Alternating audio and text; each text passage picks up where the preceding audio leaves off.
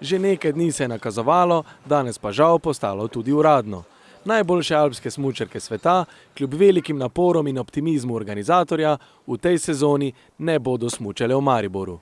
Čilo je te temperature, ki so danes in pa tudi v prihodnje, nič kaj zimske. In mi v osnovi smo naredili vse, do slalom štarta je proga pokrita, se pravi zadostna količina snega narejenega. Manjka nam tukaj v spodnjem delu, ki se pač od izteka strmine proti cilju in cilj. In če bi bilo videti naprej zimske razmere, se pravi zimske temperature, bi se dalo dosnežiti. V tem trenutku pa tega ni na vidiku in je bilo pač žal ni bilo možno izvesti to v Mariboru. Mednarodna smučarska zveza FIS je medtem že odobrila prošnjo organizatorja, da tekmovanje za Zlato lisico preseli v Kranjsko Goro. Datumi vse ostane isto, to se ne da spreminjati. Tako da to ostane isto, razen pač kraj tekmovanja, ki je zdaj drug. Zaradi težav s pripravo proge je tekmovanje 6-krat potekalo v Kranjski Gori, enkrat tudi v Sarajevu. V letih 1998 in 2011 pa prireditev sploh ni bila izpeljana.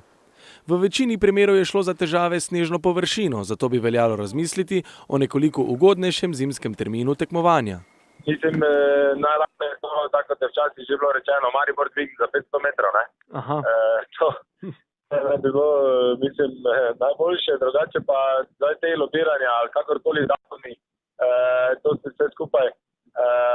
Recimo drugo leto smo 1. 2. februar in tukaj je toliko različnih tekmovanj in različnih organizatorjev, da tem dobene garancije pa tudi nimaš proti naravi. Tako da enostavno datumi tu kar dosti ne igrajo vloge.